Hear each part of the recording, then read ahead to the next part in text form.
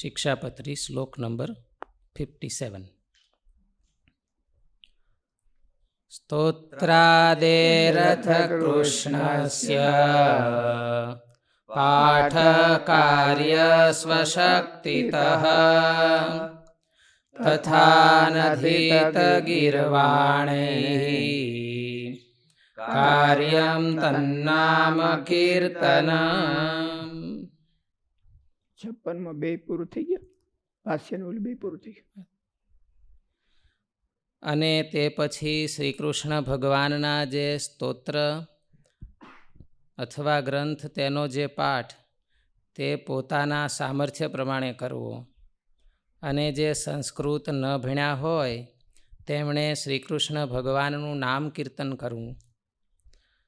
તે અષ્ટાક્ષર મંત્રનો જપ કર્યા પછી શ્રી કૃષ્ણ ભગવાનના વિષ્ણુ સહસ્ત્ર નામ તથા નારાયણ કવચ આદિ સ્તોત્રોનો પાઠ પોતાની શક્તિ પ્રમાણે કરવો. તેમજ જે સંસ્કૃત ગ્રંથોને ન ભણ્યા હોય તેમણે શ્રી કૃષ્ણ ભગવાનનું નામ સંકીર્તન કરવું. તદ્ગુણ કીર્તન તે સમયની લોકભાષામાં રચેલા કીર્તન તથા ગદ્ય પદ્યાત્મક ગ્રંથો ગાવા વાંચવા. તે શ્રીમદ ભાગવતમાં કહ્યું છે કે પ્રાચીન ઋષિઓ દ્વારા કે પ્રાકૃત ભક્તોએ રચેલા નાના મોટા સ્તોત્રોથી મારી સ્તુતિ કરીને પ્રાર્થના કરે. 11મા સ્કંદમાં કીધું છે. કાં તો સંસ્કૃતના આવડતા હોય તો સંસ્કૃતના, નહીં તો પ્રાકૃતના ભગવાનની સ્તુતિના સ્તોત્રો હોય એનાથી. પ્રાચીન ઋષિઓ દ્વારા કે પ્રાકૃત ભક્તોએ રચેલા નાના મોટા સ્તોત્રોથી મારી સ્તુતિ કરીને પ્રાર્થના કરે, હે ભગવાન, આપ મારા ઉપર પ્રસન્ન રહો. પછી દંડવત પ્રણામ કરે.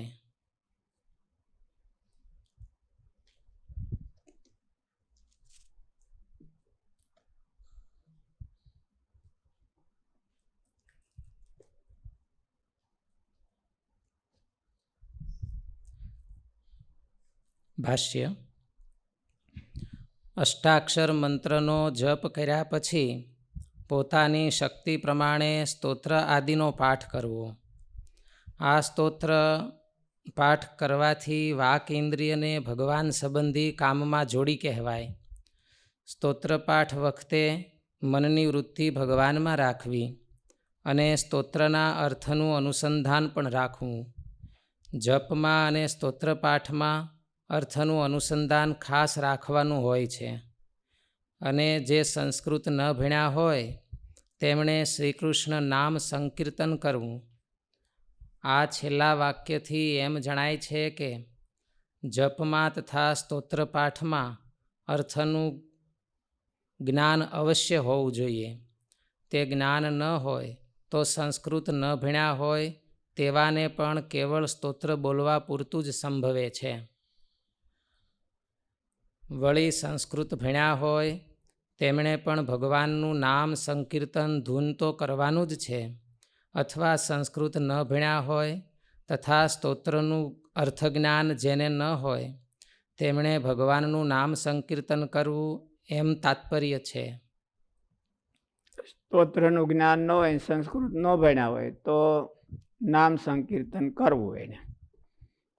અને સ્તોત્ર પાઠ કરી શકતા હોય તો એને સ્તોત્ર પાઠ હોતે કરવો, નામ સંકીર્તન હોતે કરવું. બે નામ સંકીર્તન તો બધાએ કરવું.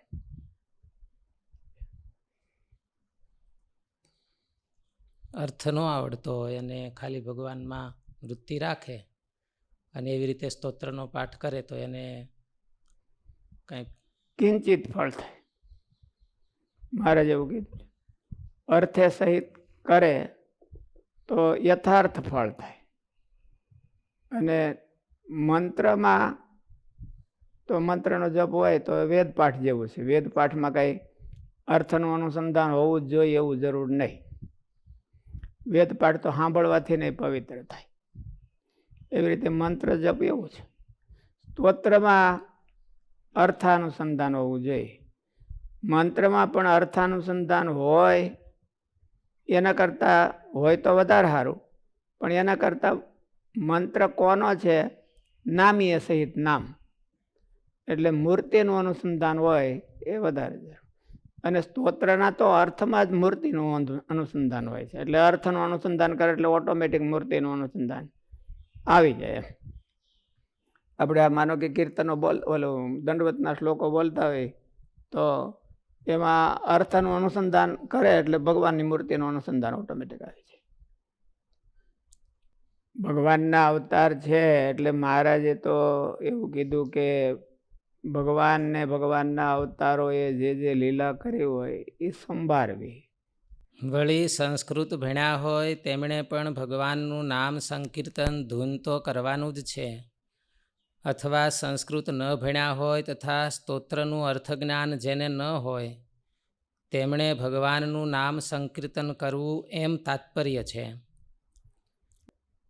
રામાનુજાચાર્યજીના સંપ્રદાયમાં બે વાત છે. એક શાસ્ત્રો અને રહસ્ય વેદાંત. એના આલવાર છે એ બધા રહસ્ય વેદાંત કહેવાય. દ્રવિડ ભાષામાં રહસ્ય વેદાંત છે.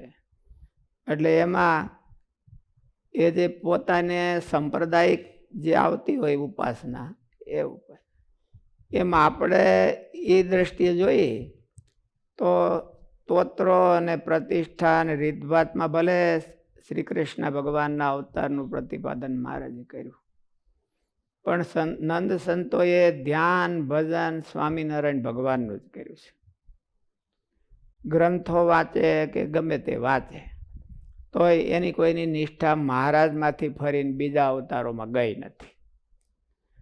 એ બતાવે છે કે આપણે પણ મહારાજમાં નિષ્ઠા રાખીને આ બધું કરવું.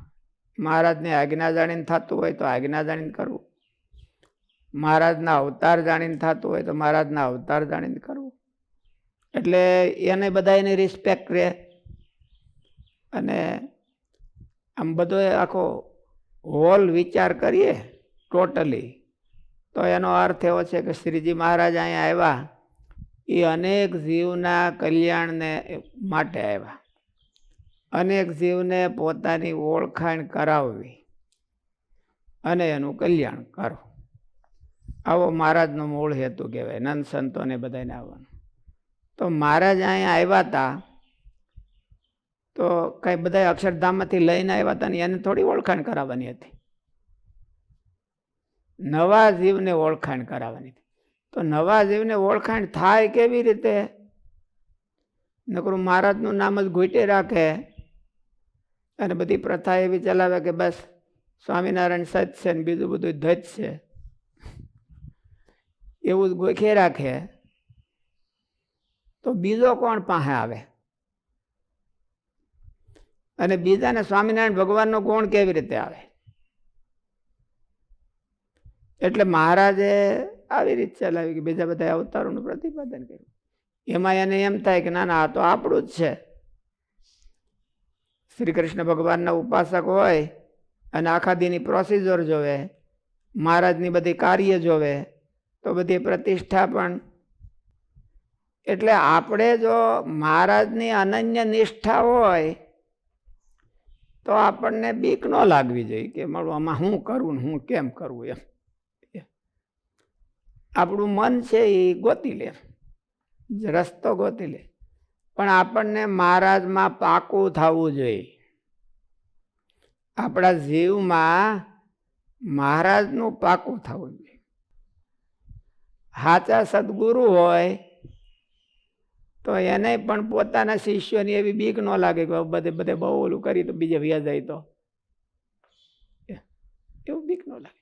શાસ્ત્રીજી મહારાજ એવા હતા કે બધાને ચેલેન્જ કરતા કે કોક તો ગુરુ કરતા ચડિયા તો થાવ. શિષ્યાત ઈચ્છેત પરાજયમ, એવું કીધું. કોક તો ચડિયા તો થાવ. અને જેને જેટલું માનો કે ભણવું હોય વધુ હોય બધી સગવડતા ઊભી કરી દે. હાલો, મહારાજ એવું કીધું કે શ્રી કૃષ્ણ ભગવાને બધાને દારૂ ગોળો આપ્યો કામદેવને. તારે કેટલી વસ્તુ જોઈ છે એટલી બધી તને દઉં અને પછી હાલ મારી યાર યુદ્ધ કર. ભગવાનને ખબર હતી કે એટલે બધી હું જ સામગ્રી આપું છું ને એ સામગ્રીથી મને મારા સામો લડવાનો છે, તો એ આપી. એની બીક નથી. એમ સ્વામિનારાયણ ભગવાનને બીક નથી. શેની બીક નથી? કે જો સ્વામિનારાયણ ભગવાનનું સ્વરૂપ કોકના હૃદયમાં બેહી ગયું પછી સ્વામિનારાયણ ભગવાન નિર્ભય. એ કોઈ દે એને બીક નથી કે આ ક્યાંક બીજે વયો જાય, કે આને બીજે ક્યાંક માલ મનાઈ જાય, કે આ બીજે હેલામાં બે જાય, એવું નથી.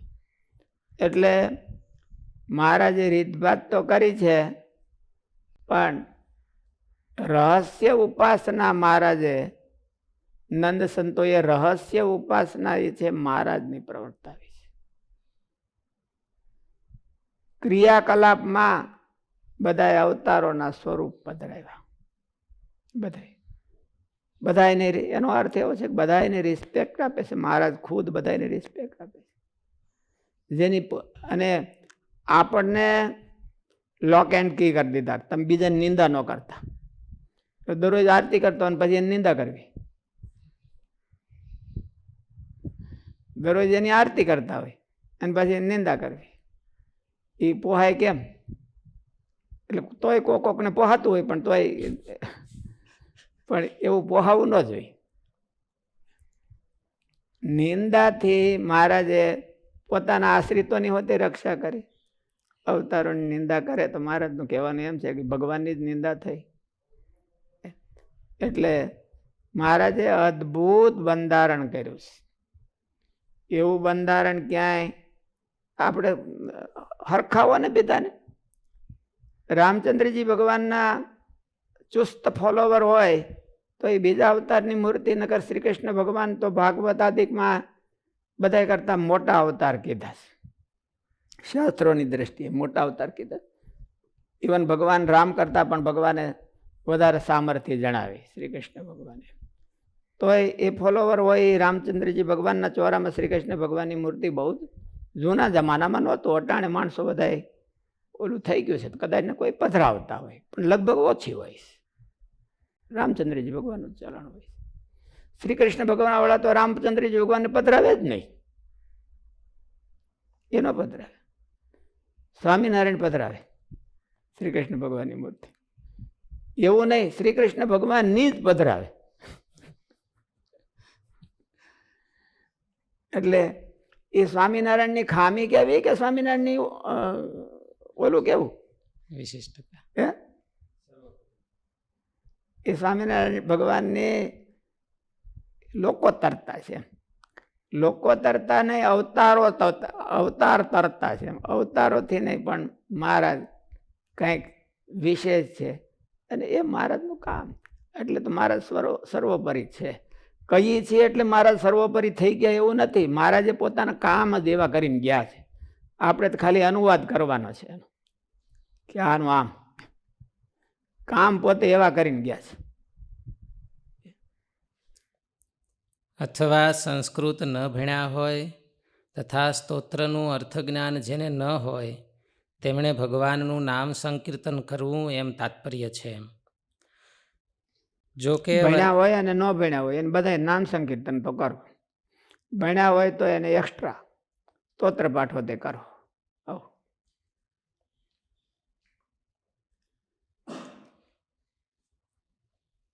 આપણે કીર્તનો અને મોટાભાગના શ્રી કૃષ્ણ ભગવાનને તે નિર્દેશીને કીર્તનો સંતોએ બનાવેલા છે. તો કીર્તન સાંભળતી વેળાએ ભગવાનની લીલાઓનું વર્ણન હોતા આવતું હોય તો એમાં મહારાજનું અનુસંધાન એ સારું ગણાય કે મહારાજનું અનુસંધાન છે એ આ કીર્તનોમાં શ્રી કૃષ્ણ ભગવાનના સ્વરૂપમાં કરીએ. બહુ પતિવ્રતાનું ઘેલું લાગ્યું હોય તો એલું સારું ગણાય મહારાજનું અનુસંધાન કરવાનું. અને જો બધું વાંધો ન હોય તો ઓલું કરાય. મહારાજની મૂર્તિ અને બધા ચરિત્રો તો સંભાળવાના મહારાજે કીધા છે, એટલે કઈ વાંધો. એમાં ભક્તિ રસ શું છે એને પીવો, એટલે બીજા અવતારોને તમે સંભાળો તોય કઈ વાંધો નહીં આવે. ભક્તિ રસ શું છે? ગોપીઓ અને શ્રી કૃષ્ણ ભગવાન મોટે ભાગે કીર્તનો તો આ બધા શૃંગાર ભાવના હોય છે. એટલે ગોપીઓ અને શ્રી કૃષ્ણ ભગવાન, ગોપીઓને શ્રી કૃષ્ણ ભગવાનને સંભાળવા એના કરતા એમાં બેમાં રિલેશન શું છે અને કેટલું ઘાટું છે, અને એ ઘાટું રિલેશન કયા શબ્દોથી અભિવ્યક્ત થાય છે, એવું તો બધા બહુ હરખું આવી જાય. અને નહીં તો એનો અર્થ એવો નથી કે એ અવતાર ચરિત્રો કીર્તનોમાં કીધા હોય ત્યારે આપણે મહારાજને ભૂલી જાય, એવો અર્થ નથી. આપણે કીર્તનો બોલતા હોય, માનો કે પ્રેમ ભક્તિના કીર્તનો બોલતા હોય, એમ લાગે તો એને નામો છે સાવરા ગુમાની, તો કઈ એ કીર્તન એકલા શ્રી કૃષ્ણ, હકીકતમાં તો શ્રી કૃષ્ણ ભગવાનને ઉદ્દેશીને જ કર્યું છે. હકીકતમાં તો શ્રી કૃષ્ણ ભગવાન, પણ એની અંદર રસ નિરૂપણ થયો હોય, નવરસ કહેવાય ને, એમાં રસ નિરૂપિત થયો હોય. એ રસ ગોપીઓ અને શ્રી કૃષ્ણ ભગવાનમાં હતો, આપણે મહારાજમાં કેમ થાય એ જોવાનું. કેટલો થયો અને કેટલો બાકી છે એ જોવાનું હોય છે. કીર્તનો સાંભળતી વખતે એ જોવાનું. મહારાજે ક્યાંક ક્યાંક કીર્તનો સાંભળતા હતા તો એવું સાંભળતા હોય ત્યારે વચનામૃતમાં ઉલ્લેખ આવે છે ને કે તમે કીર્તન બોલ્યા ત્યાં સુધી અમે વિચાર કર્યો છે. ત્યાં તમે કીર્તન બોલ્યા ત્યાં સુધી અમે વિચાર એવો કર્યો, તો આપણે કંઈક કરવો. હું વિચાર કરવો એ મહારાજના તરફ લઈ જાવો કંઈક.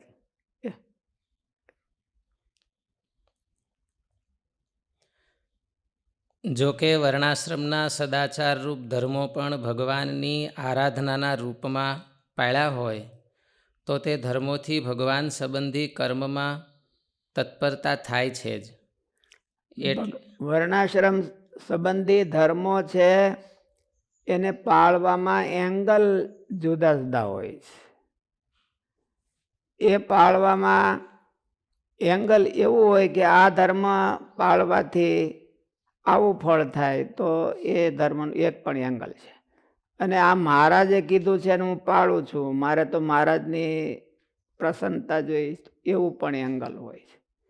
તો એ વર્ણાશ્રમ ધર્મ પાળવા એ એની ભક્તિ જ થઈ ગઈ,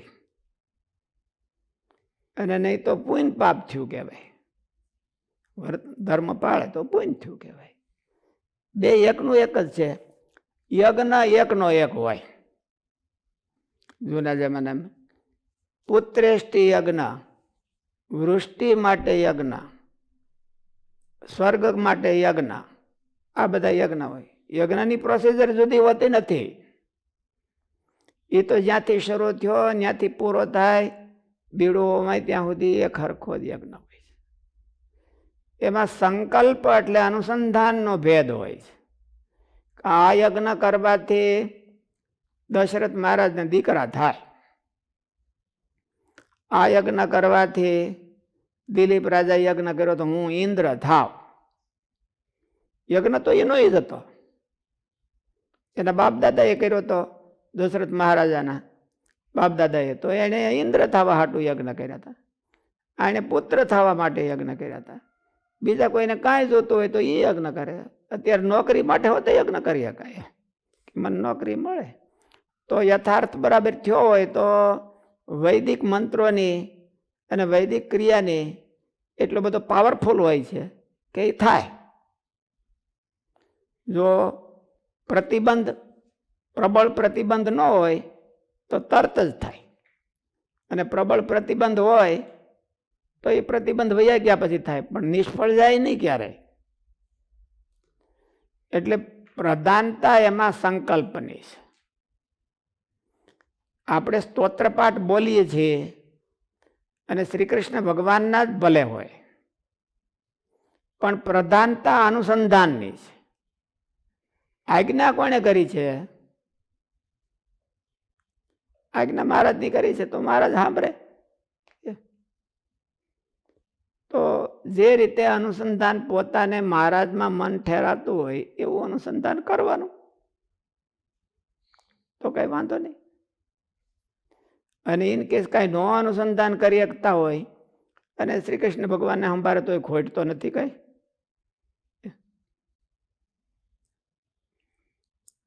જો કે વર્ણાશ્રમના સદાચાર રૂપ ધર્મો પણ ભગવાનની આરાધનાના રૂપમાં પાળ્યા હોય તો તે ધર્મોથી ભગવાન સંબંધી કર્મમાં તત્પરતા થાય છે જ. એટલે તે ધર્મને આ પ્રસંગે અવગણના નથી. તે સમયે તે ધર્મને પાળવાના જ છે. તે સિવાયના ભજનના અવસરમાં તો ઉપર કહી ગયા તે રીતે ઇન્દ્રિયોને વિશેષપણે કરીને ભગવાનના સ્વરૂપમાં જોડવાની જ છે. એટલે ભગવાનના સ્વરૂપમાં જોડવાને બાને ધર્મનો ત્યાગ કરવો એવો નથી અર્થ. પણ અહીંયા પ્રસંગ એવો છે કે ભગવત પરાયણ થવું, સવારમાંથી ઉઠીને સાંજે હોઈએ ત્યાં સુધી આપણી ક્રિયા ભગવાનના સંબંધવાળી કરવી. અને તેમ કરવાથી નિરંતર ભગવત સંબંધી કર્મમાં લાગ્યા રહેવાથી તે અખંડ સ્મૃતિનો અભ્યાસ થાય જ, એવો આશય અહીં સમજવો. જે વર્ણાશ્રમ આદિના ધર્મો પણ ભગવાનની આરાધનાના રૂપમાં કયા છે તે ભગવત પરાયણ કર્મ છે. તેનું ભગવત પરાયણપણું શરીરી ભાવના અનુસંધાન સાથે વર્ણાશ્રમના ધર્મ દ્વારા છે.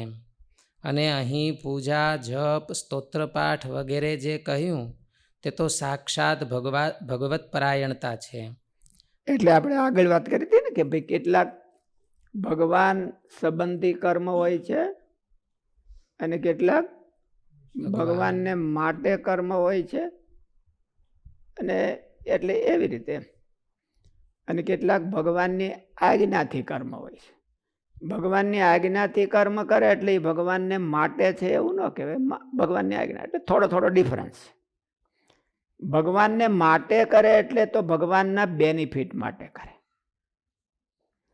અને ભગવાન સંબંધી કરે કે એમાં સીધો ક્રિયાનો સીધો ભગવાનને સંબંધ હોય છે. નવધા ભક્તિ છે એ ભગવાન સંબંધી કહેવાય. અને શ્રી કૃષ્ણ ભગવાને કીધું ગીતામાં નિષ્કામ કર્મયોગ એ ભગવાનને માટે કહેવાય. એ કર્મ છે એ ભગવાનને માટે. નિષ્કામ કર્મયોગ એટલે મારે ફળ નથી જોતું, પણ આનું જે કાંઈ ફળ થાય એ ભગવાનને માટે હું સમર્પણ કરું છું. અને ભગવાન એટલે સીધી વાત તો એ કે ભગવાનના મિશન માટે કાર્ય કરું છું અથવા તો ભગવાનની બ્રાન્ડ વધારવા માટે કાર્ય કરું છું. ભેળી મારી બ્રાન્ડ હોતે નાખી દઉં એવું નથી. તો એને ભગવાનને માટે કર્મ કર્યું કહેવાય. ભગવાનની આજ્ઞાથી કર્યું કહેવાય અને ભગવાન સંબંધી કર્યું કહેવાય. ભગવાનની આજ્ઞાથી, ભગવાન સંબંધી અને ભગવાનને માટે. ગીતાની દ્રષ્ટિએ જોઈએ તો બધાય કરતા ભગવાનને માટે કરવું એમાં ભગવાનની વધારે પ્રસન્નતા છે. કારણ કે ભગવાનને માટે કરે છે એનો અર્થ એવો છે કે ભગવાનના મિશન, જે ભગવાનનું મિશન હતું એને આગળ ધપાવે છે. એ તો ભગવાનનું પોતાનું કામ થઈ ગયું એટલે ભગવાન વધારે રાજી થાય. ઘણીવાર એટલે ધર્મ આદિક છે એ ભગવાનની આજ્ઞાથી કર્મ છે. અને ઓલા નવધા ભક્તિ ભગવાનના સંબંધવાળી ક્રિયા છે. અને નિષ્કામ કર્મયોગ હોય તો ભગવાનને માટે થાય. શું ઘણીવાર એમ કે આજ્ઞા પાળતા હોય તો એ લોકલાજ માટે અથવા મોટાની મર્યાદામાં રહીને પાળતા હોય તો પછી એને જે ન્યાય પ્રમાણે ફળ થતું હોય એ થાય. સારું કામ હોય તો ભગવાનનો આશ્રિત ન હોય ને પુણ્ય કામ કરે તો એને પુણ્ય થાય, અને સારું થાય. અને પુણ્ય કરતા બહુ સારું થાય. પણ પરાયણનું થાય એટલું માઇનસ થઈ જાય. કારણ કે ભગવાનના સંબંધ વાળું તો એની હારે તો કોઈ પુણ્ય પોગે નહીં. એટલે પુણ્યમાં એ ખાતામાં યોજાય, ભગવાનના રાજીપા ખાતામાં ન જાય. એટલું ભગવાન ઉદાર છે એટલે એ ગણતા નથી કાંઈ બહુ. શરણે આવ્યાના શ્યામ ભગવાન એવા છે એમ કે એ કાંઈ ઓલા આગળ સ્વામીજી હવારમાં કીર્તન બોલતા ને, જન અપરાધ ઉર નથી ધારતા. એણે કેટલા મારા અપરાધ કર્યા છે કે એને હું કર્યું છે એ કાંઈ જન અપરાધ ઉર નથી ધારતા. ભગવાન છે એને કે મારો શરણાગત છે ને એને મને પોકાર્યો છે એટલે હું મારા બિરુદ ધામું જોઈ, મારું નામ ન લજાય એમ. ભગવાન આપણું કલ્યાણ કરે છે એ પોતાના બિરુદથી કરે છે કે લોકમાં અને વેદમાં ક્યાંય એવી ટીલી ન બેહવી જોઈએ મારી કે આને શરણે ગયો નિષ્ફળ ગયો, એવી ટીલી નામ ન લજાવું જોઈએ. નામ ન લજાવના એવું હોતે કે કીર્તન બોલે છે,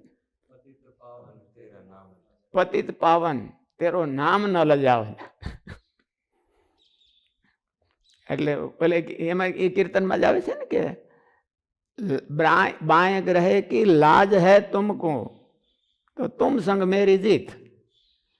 તને લાજ શરમ ન હોય તો હું હારી ગયો, પણ તને જો લાજ શરમ હોય તો હું જીતી ગયો. નામ ન લજાવ એટલે ભગવાનનું બિરુદ છે એવું એમ.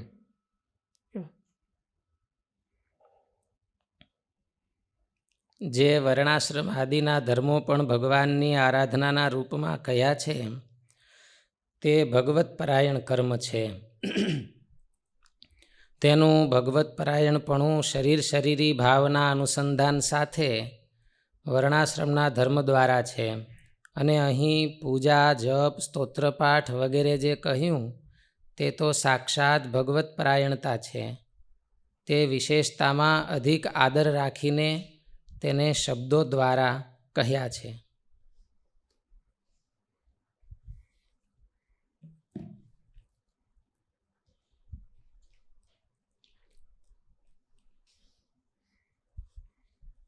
શ્લોક નંબર 58. હરેર્વિધાય નૈવેદ્યમ ભોજ્યમ પ્રાસાદિકં તતઃ કૃષ્ણ સેવા પરે પ્રીત્યા ભવિતવ્યમ ચ તે સદા. અને પછી શ્રી કૃષ્ણ ભગવાનને નૈવેદ્ય કરીને પછી તે પ્રસાદી એવું જે અન્ન તે જમવું. અને તે જે આત્મનિવેદી વૈષ્ણવ તેમણે સર્વકાળને વિશે પ્રીતિએ કરીને શ્રી કૃષ્ણ ભગવાનની સેવા પરાયણ થવું. તે પછી સ્વયં રસોઈ તૈયાર કરીને અથવા બીજા ભક્ત પાસે રસોઈ કરાવીને તે નૈવેદ્ય એટલે કે થાળ ભગવાનને અર્પણ કરવું, ધરાવવું. આરતી આદિકે સહિત થાળ ધરાવવાની વિધિ થયા પછી ભગવાને દ્રષ્ટિ કરવારૂપ અનુગ્રહ પ્રસાદ કરેલું ભગવાનને જમતા બાકી રહેલું જે રાંધેલું અન્ન આદિ પ્રસાદી રૂપ હોય તે જમવું. ભગવાનને અનિવેદિત અર્પણ કર્યા વિનાનું અન્ન ખાવામાં દોષ રહ્યો છે. તે પદ્મપુરાણમાં ગૌતમે કહ્યું છે કે હે અંબરીશ, પોતાના ઘરમાં હંમેશ જે પ્રિય રસોઈ તૈયાર થઈ હોય તે ભગવાનને થાળના રૂપમાં અર્પણ કર્યા સિવાય જે ખાય છે તો તે 7 જન્મ સુધી નરકને ભોગવનારો થાય છે. ગીતામાં ભગવાને એવું કીધું છે પાપ ભોગવે છે, પાપ ખાય છે. યજ્ઞ શિષ્ટસ્યના સંતો મુચ્યંતે સર્વ કિલ્બિષ એ ભુંજંતે તે ત્વગમ પાપા એ પચંત્યાત્મકારણા. તેમ એટલે મહારાજના આશ્રિતો છે એને તો માનો કે આત્મનિવેદી ન હોય તો પણ ભગવાનને ધરાવીને જમવાનું નિયમ રાખવું જોઈએ. સાધુ અને ગ્રહસ્થ બધાય કે ભગવાનને ધરાવ્યા વિના જમાય નહીં એવું ધ્યાન. અને આત્મનિવેદી પણ રાખવું હોય તો પછી બહાર ક્યાંય ગયા હોય પાણી બાણી ધરાવવું હોય તો પ્રસાદ રાખવાનો. સવારમાં પૂજા તો કરી હોય, હાકરની કાકડી રાખવાની પણ ભગવાનને ધરાવીને જમવું, મોઢામાં નાખવું કાંઈ એવું નિયમ રાખે તો એને ભગવત પરાયણ થયા કહેવાય. કૃષ્ણ સેવા પરે પ્રીત્યા ભવિતવ્યમ ચતાય સદા. ભગવાન પરાયણ થાવ. ભગવાનને નૈવેદ્યમાં અર્પણ કરેલું પ્રસાદી રૂપ અન્ન ખાવામાં ત્યાં પદ્મ પુરાણમાં જ પુણ્ય કહ્યું છે.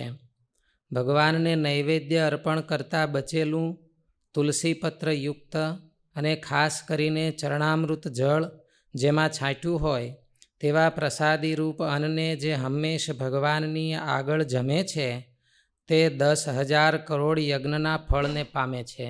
ઓહો, જુઓ ભગવાનના પ્રસાદીનું જે જમે છે ધરાવીને ઓફર કરીને જમે છે. ઘનશ્યામ સ્વામી દરરોજ ઓલું ઠાકોરજીનું અભિષેકનું જળ રાખે. અમે કીધું તીર્થ જળ પ્રોક્ષણ કરીને પછી કરવું એમ. આપણે બધા એવા બધા કોઈ પેલા હજી આત્મનિવેદી નથી થયા એટલે પણ ધરાવીને જમવાનું રાખે તો ઘણો કહેવાય. અને ધરાવીને જળ પીવાનું, ધરાવીને હોટલમાં જવું હોય એને પોહાય નહીં બને ત્યાં સુધી. હોટલમાં જવું હોય અને તોય ધરાવીને ખાવું હોય તો અટાણા જમાનામાં પ્રસાદી લેતી જવાની, ભેળી નાખી દેવાની બીજું. એ તો ધરાવાય તો નહીં કાંઈ, ભગવાનને તો ધરાવાય એવું હોય ને હોટલનું. એટલે બેયવાના હોટલનો રહ મૂકીનો એ ખાતો હોય અને પ્રસાદીનો રહ મૂકીનો એ ખાતો હોય તો બેને કોમ્યુનિકેશન કરવું. પછી હોટલનો ખાજાનો દોષ રહે કે વહી જાય? હે, હોટલનું ખાજાનો દોષ રહે કે વહી જાય? એમાં દોષ તો રે, પ્રસાદીનો મળે પ્લસ ને. એટલે અમુક માનો કે એક જણો કમાવા ગયો હોય ને 100 રૂપિયા કમાઈને 50 રૂપિયા વાપરી નાખ્યા, તો વાપર્યા, કમાણો એ કમાણો.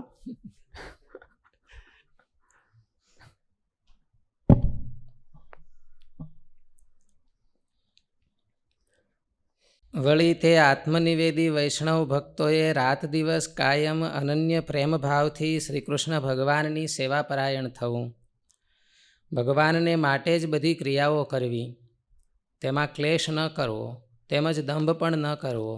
ભાવના વિના કરેલી સેવાને ભગવાન સ્વીકારતા નથી. ભક્તિ કરવામાં ક્લેશ પણ ન કરવો.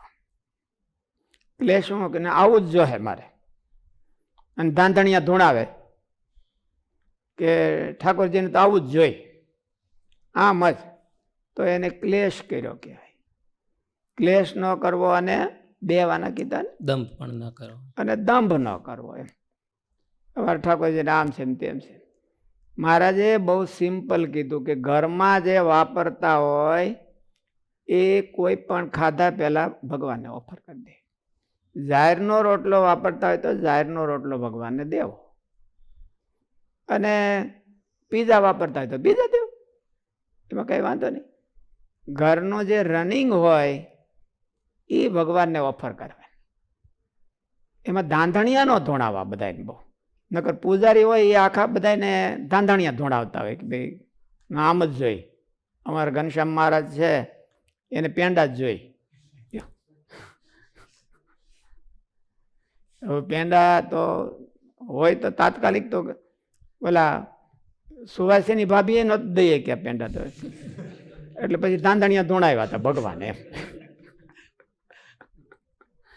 તાત્કાલિક પેંડા ક્યાંથી કાઢી દે? પણ આ બધા પૂજારી હોય એ ઘનશ્યામ મહારાજ કરતા જોરદાર હોય, બધા ધાંધણિયા ધોણાવ્યા. લાવો પેંડા જ જોઈ મારે.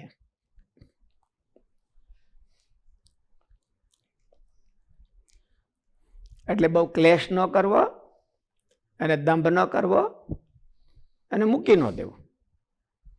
એનો અર્થ એવો નથી કે ભગવાનને ઓફર કરવાનું મૂકી દેવો, બહુ મુશ્કેલી થાય છે.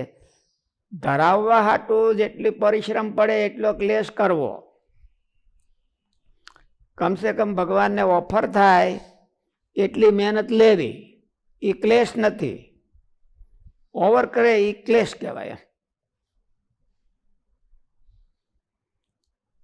આત્મનિવેદી વૈષ્ણવ ભક્તોએ રાત દિવસ કાયમ અનન્ય પ્રેમ ભાવથી શ્રીકૃષ્ણ ભગવાનની સેવાપરાયણ થવું, ભગવાનને માટે જ બધી ક્રિયાઓ કરવી, તેમાં ક્લેશ ન કરવો તેમજ દંભ પણ ન કરવો. ભાવના વિના કરેલી સેવાને ભગવાન સ્વીકારતા નથી. એટલા માટે પ્રીત્યા પ્રેમ ભાવથી સેવા કરવી એમ કહ્યું એવું છે. કીધું. કૃષ્ણ સેવા પરે પ્રીત્યા ભવિતવ્યમ ચ તૈ સદા. પ્રીતિ મુખ્ય છે.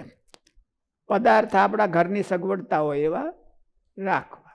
ભગવાનને એવું વેન કરતા નથી. એ તો સુવાસીની ભાભી પાસે વેન કરાય છે. અને સુવાસીની ભાભીને ચરિત્ર યાદ રહી જાય ને એટલા માટે. આપણે તો કાંઈ આપણા ચરિત્ર યાદ રખાવા નથી. એટલે અત્યારે આપણે વાંધો નહીં. જે હોય ચાલુ રનિંગ આઈટમ એ ભગવાનને હેતથી ધરાવે. આપણે જે બોલો થાળ બોલી છે ને, જમો થાળ જીવન, એ કેવી રીતે ઓલું એની હિસ્ટ્રી છે ને, કેવી રીતે થયો હતો કે એક ભગતે 2-3 દિવસનો ઉપવાસ હતો સ્વામીને, ભૂમાનંદ સ્વામીને. તો 2 મુઠ્ઠી પોંક ધરાયો હતો, પોંક દીધો.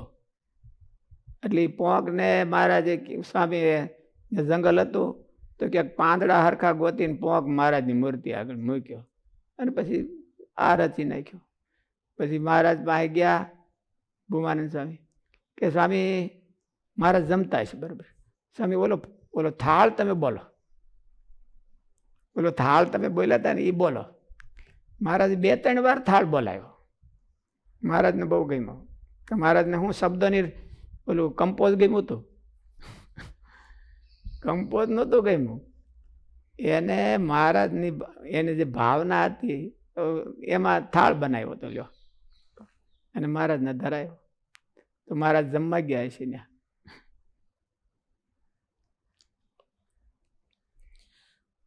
પ્રીત્યા પ્રેમ ભાવથી સેવા એટલે કરવી એમ કૃષ્ણ કહ્યું સેવા છે. પરે પ્રીત્યા ભવિતવ્યમ ચ તૈ સદા. પ્રીતિથી ભગવાન પરાયણ થાવ. પદાર્થથી ભગવાન પરાયણ થવાય એટલું થાવ. એનો બહુ ક્લેશ ન કરવો એવું કીધું. પદાર્થથી ક્લેશ ન કરવો, પણ પ્રીતિથી ભગવાન પરાયણ થાવ. પ્રીતિ તો ઘરની વાત છે, પૈસા જોતા નથી. એટલે જેટલી કાઢાય એટલી કાઢો.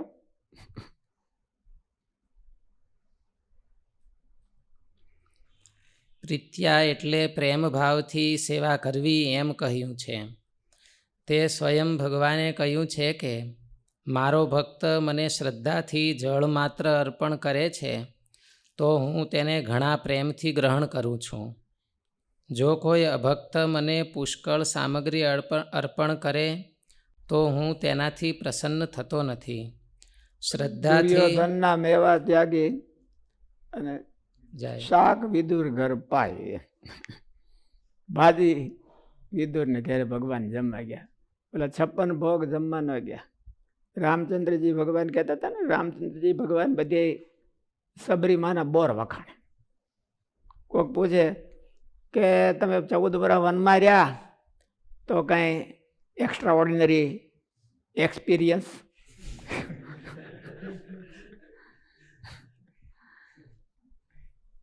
યાદી એવું તમને એક્સ્ટ્રા ઓર્ડિનરી એક્સપિરિયન્સ થયો હોય તો એ કયો. તો તરત ભગવાન કથા માંડે સબરીમાની કે અમે બોર ખાધા હતા તો એવું ક્યાંય મળ્યું નહીં.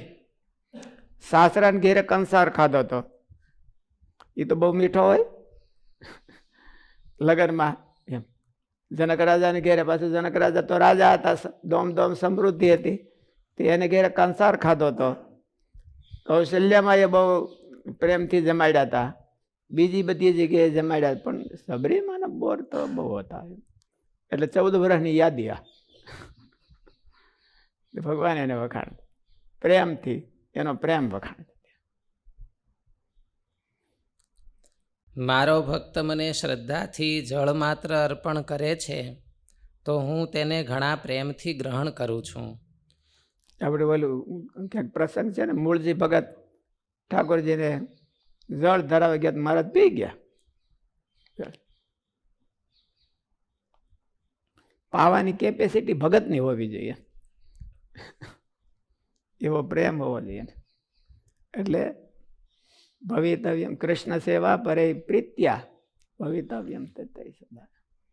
નાની એવી ક્રિયામાં પણ ભગવાનને પ્રેમથી ઓફર કરવી. મારો ભક્ત મને શ્રદ્ધાથી જળમાત્ર અર્પણ કરે છે તો હું તેને ઘણા પ્રેમથી ગ્રહણ કરું છું. સેવામાં પણ એવું છે કે સેવા પણ પ્રેમથી કરવી, કોમ્પિટિશનથી ન કરવી કે ઓલા કરતાં હું આગળ વધુ ને ઓલા કરતાં હું આગળ વધુ, હું લઈ લઉં એમ, એવું ન કરવું. પ્રેમથી જે કરતા હોય એ કરો. ભગવાન જોવે છે ને ભગવાન એક્સેપ્ટ કરે છે અને આપણે દઈએ છીએ એવું નથી. જો કોઈ અભક્ત મને પુષ્કળ સામગ્રી અર્પણ કરે તો હું તેનાથી પ્રસન્ન થતો નથી. શ્રદ્ધાથી અર્પેલા જળથી જ જો હું પ્રસન્ન થતો હોઉં, ત્યાં મને શ્રદ્ધાથી કોઈ ભક્ત ચંદન, પુષ્પ, ધૂપ, દીપ અને નૈવેદ્ય અર્પણ કરે તેનાથી હું પ્રસન્ન થાઉં, તેમાં કહેવાનું જ શું હોય? ગીતામાં કહ્યું છે કે કોઈ ભક્ત મને પ્રેમથી પત્ર, પુષ્પ, ફળ અને જળ આદિ અર્પણ કરે છે તો ભક્તે પ્રેમપૂર્વક ભક્તિથી અર્પણ કરેલા તેના પત્ર પુષ્પાદિકને હું પ્રગટ થઈને ખાઉં છું. કોઈ ભક્ત મને પ્રેમથી પત્ર, પુષ્પ, ફળ અને જળ આદિ અર્પણ કરે છે તો ભક્તે પ્રેમપૂર્વક ભક્તિથી અર્પણ કરેલા તેના પત્ર પુષ્પાદિકને હું પ્રગટ થઈને ખાઉં છું. અવાજ કેમ ધીરો થઈ ગયો કે નહીં? એકાંતિક ભાવનાવાળા ભક્તો જે ક્રિયાઓ ભગવાનને અર્પણ કરે છે તેને તે દિવ્ય ગુણ સંપન્ન પરમાત્મા શિરોધાર્ય કરે છે. ભગવાન પરિપૂર્ણ છે, તેમને કાંઈ અપેક્ષા નથી, છતાં જો ભાવનાવાળા ભક્ત કાંઈ અર્પણ કરે તો તેને પોતાને જરૂર હોય તેમ સ્વીકારે છે. અતિ ભૂખ્યા હોય એવી રીતે સ્વીકારે છે. જો ભાવનાવાળો હોય ભગત તો ભગવાનને તો કાંઈ ભૂખ લાગતી નથી, તો પણ અતિ ભૂખ્યા થઈ અને સ્વીકારે છે. ભગવાન પરિપૂર્ણ છે, તેમને કાંઈ અપેક્ષા નથી, છતાં જો ભાવવાળા ભક્ત કાંઈ અર્પણ કરે તો તેને પોતાને જરૂર હોય તેમ સ્વીકારે છે અને તેનાથી પ્રસન્ન થઈને તે ભક્તને પુષ્કળ આપે છે. પાંચરાત્રમાં કહ્યું છે કે મારા ભક્તજને મને અર્પણ અણુ જેટલી વસ્તુ પણ મારા ઉપયોગમાં હું લઉં છું, પણ ભક્તિભાવ વિનાના મનુષ્ય આપેલ પુષ્કળ વસ્તુઓને પણ હું મારા ઉપયોગમાં લેતો નથી. અન્ય પુરાણોમાં કહ્યું છે કે મહારાજે વચનામૃતમાં હતે કીધું કે અહીંયા જે ભગવાનને અર્પણ કરીએ છીએ એ ન્યાય એ ભક્ત પામે છે એવું કીધું. અહીંયા જે અર્પણ કરીએ તો એ ભક્ત અક્ષરધામમાં એ પામે. અહીંયા આપણે ભગવાનને પોપૈયું અર્પણ કર્યું હોય તો ત્યાં સારું દિવ્ય પોપૈયું આપણને મળે. અહીં ભલે ને બળકાઈ ગયેલું હોય તોય. એટલે ત્યાં મહારાજે પ્રથમના 71માં વચનામૃતમાં એવું કીધું એ પદાર્થને પામે. અહીંથી જે આપ્યો હોય એ પદાર્થને પામે. એટલે બોલું ભાયાવદરનો કંઈક પ્રસંગ છે ને, ગોપાળન સ્વામી કીધું કે અહીંયા જો આપણને મંદિર માટે કોઈ પ્લોટ આપે તો આપણે ન્યાય એને ઘર આપવું. અક્ષરધામમાં એનું સ્પેશિયલ ત્યાં હોય કે ન હોય એ કંઈ ખબર નહીં, પણ ત્યાં ગોપાળન સ્વામી એવું કીધું કે એને ઘર આપવું આપણે, સારી ફેસિલિટી વાળું.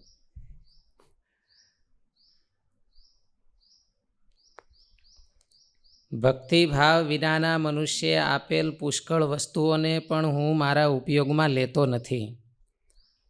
અન્ય પુરાણોમાં કહ્યું છે કે કોઈ મનુષ્ય ભક્તિભાવ વિના રત્નોથી ભરપૂર આ સંપૂર્ણ ભૂમિ શ્રી કૃષ્ણને અર્પણ કરે પણ તેવું મન ભગવાનમાં પરોવાયેલું નહીં હોવાથી તેને ભગવાન સુલભ થતા નથી. પૂરું થઈ ગયું. 5 મિનિટ. આત્મનિવેદી ભક્તના ધર્મ ભગવાને જ કયા છે.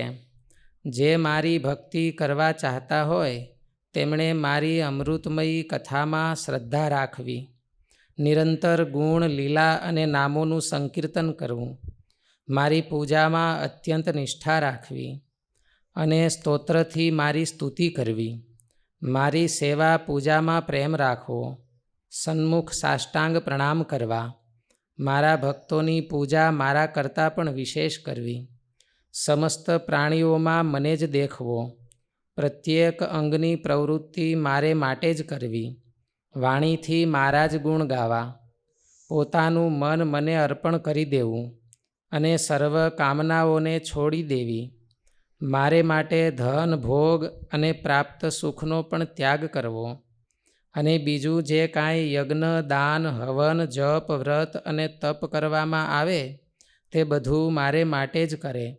આવું કરે એ આત્મનિવેદી કહેવાય. એમ આવું જે કરે કરી શકે એ આત્મનિવેદી કહેવાય. હે ઉદ્ધવ, જે મનુષ્ય આ ધર્મોનું પાલન કરે છે અને મને આત્મનિવેદન કરી દે છે તેના હૃદયમાં મારી પ્રેમમયી ભક્તિનો ઉદય થાય છે. તે ભક્તિના ઉદય થયા પછી તેને બીજું કાંઈ મેળવવાનું બાકી રહેતું નથી. તે ભક્તિના ઉદય થયા પછી તેને બીજું કાંઈ મેળવવાનું બાકી શું રહે? શું ભગવાનના ભક્તોની સેવા કરતા હોય ત્યારે શું ભાવના રાખે તો ભગવાન મહારાજ રાજી થાય? મહારાજને બહુ વાલું છે. આપણે કોઈક મોટા માણસ આવ્યા હોય અને એનો પોતરો આવ્યો હોય હારે, તો આપણે પોતરાને પ્રસાદી દઈએ તો આપણે શું ભાવના હોય કે ઓલાનું ખીસું ખાલી થાય. એ રાજી થઈ જાય તો મોટી સેવા કરીને જાય. તો આપણે સીધું એના મોઢામાં ન ચડાવી, છોકરાને મોઢામાં ચડાવી. એટલે મહારાજને, કારણ કે આપણને ખબર છે કે એને દઈ એના કરતાં એના પોતરાને દઈ એમાંથી વધારે રાજી થાય. કારણ કે પોતરો એને બહુ વાલો હોય ગળે. આપણે તો કાંઈ ગળે એટલા બધા વાલા ન હોય એમ, પણ એને પોતરો બહુ વાલો હોય એટલે એને દઈ તો એ રાજી થઈ જાય. એમ ભગવાનને સાધુ અને એના ભગત બહુ વાલા છે એટલે એની સેવા કરી એટલે સીધા રાજી થાય. એટલે મારે તો કીધું 100 ગણા કીધું છે ને, 100 ગણા રાજી થાય.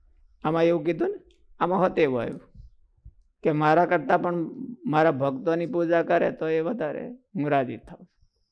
એટલે ભક્તો બહુ વાલા છે એમ. પણ ભક્તોની પૂજા કરવામાં ઓલી સેવા કરવામાં બહુ શ્રદ્ધા બેહે નહીં. એ શું છે, ઉબડ ખાબડ હોય, બધા રફ હોય ને થોડાક. એટલે ભગવાન જેવા સ્મૂધ ન હોય, એટલે ઉબડ ખાબડ હોય. એને પાછા આપણે હામાં આપણી ધામાં બાંધે એવા હોય. એટલે એની પૂજા કેમ કરીને પછી એની સેવા કેમ કરીને કરવી, એટલે એ થોડુંક કઠણ પડતું હોય. એટલે ભગવાને કીધું કે હાલો કઠણ હોય તો એને 100 ગણું કોઈક તૈયાર થતા હોય તો એને 100 ગણું ફળ.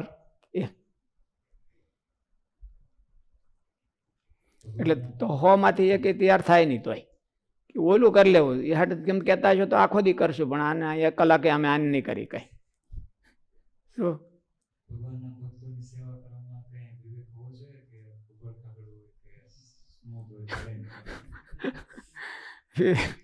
વિવેક રાખવાનો, પણ બહુ વિવેકની જરૂર નથી. એમ આપણા કરતા સારા હોવા જોઈએ એટલું જરૂર. આપણા કરતા સારા ન હોય તો કાંઈ વાંધો નહીં, ભગવાનના ભગત હોવા જોઈએ. કારણ કે બધા કઈ આપણા કરતા સારા મળે એવું ન હોય. મહારાજ છે એ ભગતોની સેવા કરતા, તો મહારાજને પોતાથી સારો ક્યાં ગોતવા જાવો? એટલે તોય મહારાજ સેવા કરતા. એટલે વિવેક એટલો રાખવો કે એ ભગવાનનો ભગત છે કે નહીં, એને ભગવાનને કાંઈ હાંધો છે કે નહીં. ખાલી મોટાઈ જાણીને બીજું આપણે નથી કરતા ને, એટલું ધ્યાન રાખ. મહારાજની આરે કાંઈક એને હાંધો હોય, એને પ્રેમ હોય, મહારાજની નિષ્ઠા હોય તો એની સેવા કરે. પછી બહુ મહારાજ કે એના અવગુણ ન જોવા હોય તો પોતાના જોવા. દેહ ભાવ તો બધાને હોય, કાંઈ કોઈ બધાય આપણે એવી અપેક્ષા રાખીને બેહી કે એ આદર્શ ભક્તનું લિસ્ટ હોય એમાં ફીટ બેસે છે કે નહીં. તો આદર્શના લિસ્ટમાં આપણે ફીટ ન બેહતા હોય તો એ ક્યાંક બેહે. એટલે આદર્શનું લિસ્ટ કરીને ફરે નહીં રાખવાનું, પણ થોડું ઘણું કાંઈક હોય તો થોડું ઘણું કરવાનું, બહુ હાટે થાય. આપણે જેટલી શ્રદ્ધા બેહે એટલું કરવાનું એમ. પણ એને મિનિમમ જે હોવું જોઈએ એ મહારાજે વચનામૃતમાં કીધું છે કે આવું હોય તો વાંધો નહીં. પછી આવું હોય તો અવગુણ લેવો, ને આવું હોય તો ન લેવો. લેવો હોતે ક્યાં એ કીધું જ છે ને ભગવાને. એટલે એવું હોય તો ત્યાં નહીં ઢોકવાનું. ભગવાન એક છે, ભગત તો ઘણાય છે, બીજા ક્યાંક હારા પકડી લેવાના.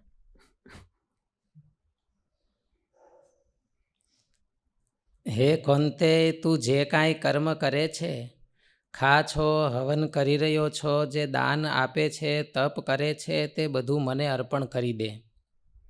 તેનું ફળ પણ ભગવાને જ કહ્યું છે કે જે વખતે મનુષ્ય બધા જ કર્મોનો ત્યાગ કરીને મને આત્મસમર્પણ કરી દે છે, તે સમયે તે મારે માટે વિશેષ માનનીય બની જાય છે અને હું તેને અમૃત સ્વરૂપ મોક્ષની પ્રાપ્તિ કરાવું છું અને તે મને પામીને મારું સ્વરૂપ જ થઈ જાય છે. અહીં મારું સ્વરૂપનો અર્થ સ્વાભાવિક, નિષ્પાપપણું આદિ 8 ગુણોથી યુક્ત પાપમાં વિદ્રોહ વિમૃત્યુ એવું ગુણાષ્ટકને પામે છે. ભગવાન જેવા ઐશ્વર્યને પામી જાય છે. મારું સ્વરૂપ બની જાય છે એટલે મારી ખુરશી બેસી જાય છે એવું નહીં, પણ ભગવાન જેવા ઐશ્વર્યને પામી જાય છે. અહીં મારું સ્વરૂપનો અર્થ સ્વાભાવિક, નિષ્પાપપણું આદિ 8 ગુણોથી યુક્ત સ્વરૂપાવિર્ભાવ થઈ જાય છે. ગીતામાં પણ કહ્યું છે કે મારા પરાયણ રહેવાવાળો ભક્તજન બધા જ કર્મ મને અર્પણ કરીને મને પરમેશ્વરને જ અનન્ય ભક્તિ યોગથી નિરંતર ચિંતન કરીને ભજે છે. હે અર્જુન, મારા સ્વરૂપમાં ચિત્તને જોડવાવાળા પ્રેમી ભક્તોનો હું સત્વરે મૃત્યુરૂપ સંસાર સાગરથી ઉદ્ધાર કરું છું. સહજાનંદ સ્વામી મહારાજની જય.